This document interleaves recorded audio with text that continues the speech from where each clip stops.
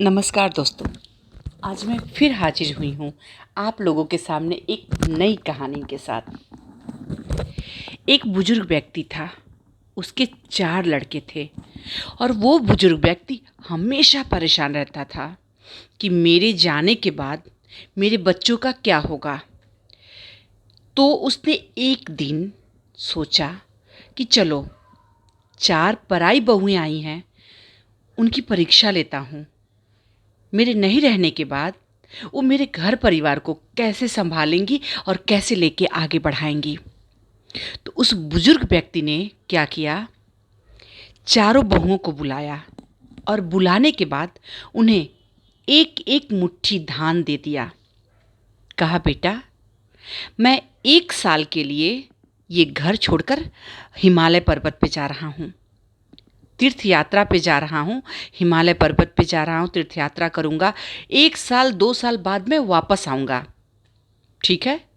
मेरे पास बस यही 4 मुट्ठी धान था जो मैंने आप लोगों को दे दिया। अब आप लोग ये घर द्वार जो भी है संभालिए, मैं जा रहा हूँ। यह कह के वह बुजुर्ग व्यक्ति घर से चला गया।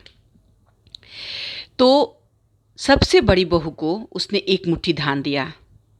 बड़ी बहू चुपचाप उस 1 मुट्ठी धान को लेके बैठी रही। दूसरी सेकंड नंबर की बहू को उसने 1 मुट्ठी धान दिया।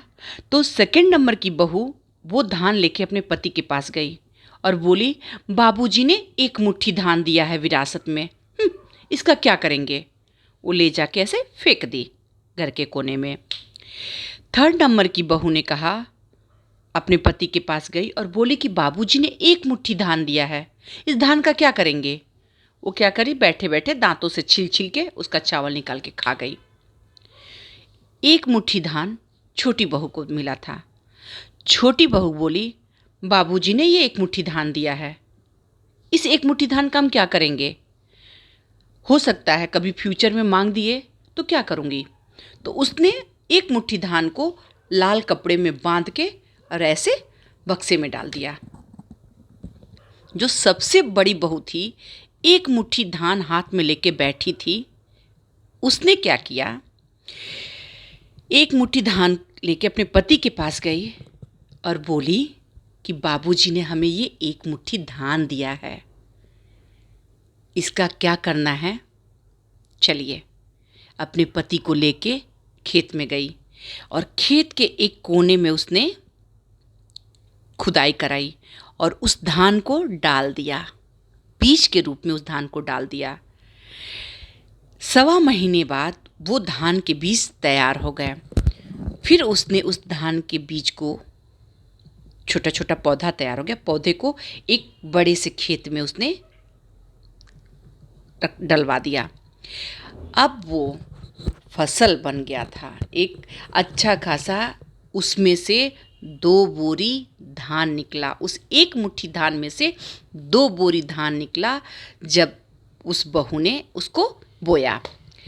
फिर उस 2 बोरी धान को बहू ने फिर से बो के और 8 बोरी धान कर लिया। ऐसे बहू बढ़ाते गई, बड़ी बहू जो थी वैसे धान को बढ़ाते गई। 2 साल बाद ससुर जी वापस आए। उस बुजुर्ग व्यक्ति को चिंता तो सता रही थी कि मेरे नहीं रहने के बाद मेरे घर परिवार को मेरी बहुएं और मेरे बच्चे कैसे चलाएंगे। तो 2 साल बाद जब वो वापस आया, बुजुर्ग व्यक्ति तीर्थ यात्रा करके, तो अपनी बहुओं को, चारों बहुओं को अपने पास बुलाया और कहा, बेटा, मैंने आप लोगों को कुछ दे दिया था, मैंने आप लोगों को कुछ दे के गया था, आप बताइए कि वो कहाँ है? तो सबसे छोटी बहू को बुलाया और बोला, बेटा आप बताओ कहाँ है? तो छोटी बहू बोली, पिताजी, आपने जो धान मुझे दिया था उसको लाल कपड़े में बांध के मैं बक्से में रखी थी, ये लीजिए अपना धान। कहा ओके। दूसरी बहू को बुलाया, सेकंड नंबर वाली बहू को, बोला, बेटा मैंने आपको धान दिया था, 1 मुट्ठी धान दिया था, वह धान कहाँ है? तो दूसरी नंबर की बहू बोली, पिताजी मैं तो उसे फेंक दी, मुझे क्या मालूम वो 1 मुट्ठी धान कहाँ है। ससुर बोले, अच्छा ससुर जी तीसरी नंबर की बहू को बुलाए। बोले बेटा, मैं यहाँ से जाने से पहले तुम्हें एक मुट्ठी धान दिया था, वो कहाँ है? बोली पिताजी, एक मुट्ठी धान का हम क्या करते, बस दांतों से छील छील के खा गए। ससुर जी कहे अच्छा। सबसे बड़ी बहू को बुलाए। बोले बेटा, मैं तीर्थ यात्रा पे जाने से पहले तुम्हें एक मुट्ठी धान दिया था, अब बताओ वह धान कहाँ है? तो बहू बोली पिताजी आइए, और ससुर जी को लेके एक कोठरी में गई जहाँ पे बोरे के बोरे, बोरी बोरी भर के धान के छल्ले रखे हुए थे, पूरे छज्जे लगे हुए थे, मतलब पूरा कमरा धान से भरा हुआ था।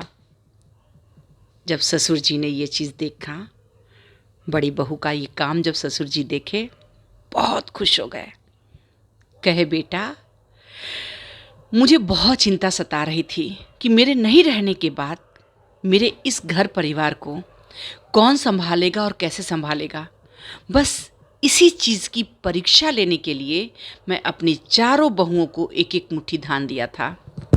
तो इससे साफ हो जाता है कि आप जो हैं, घर की बड़ी बहू हैं, आप इस घर को आगे बढ़ाएंगी, इसमें कोई शक नहीं है। और बाकी जो बहुएं हैं, कुछ हैं जो संभालने वाली हैं, जो मैं दे के जाऊंगा वो सिर्फ संभालेंगी, कुछ हैं जो दिया रहूँगा उसे भी उड़ा डालेंगी, और कुछ हैं कि जो चल रहा है वैसे ही चलाएंगी। तो दोस्तों, आज की ये कहानी आप लोगों को कैसी लगी, इसे ज़रूर बताइएगा। मेरे चैनल को सब्सक्राइब ज़रूर करिएगा, लाइक कमेंट और शेयर ज़रूर करिएगा इस वीडियो को। अगर अच्छी लगी तो, नहीं लगी तो मत करिएगा, क्योंकि मैं जो भी वीडियोस बनाती हूँ आप लोगों को मोटिवेट करने के लिए, और ऐसे ही छोटी छोटी स्टोरी बनाते रहती हूँ। तो एंजॉय करिए। नमस्कार, थैंक यू।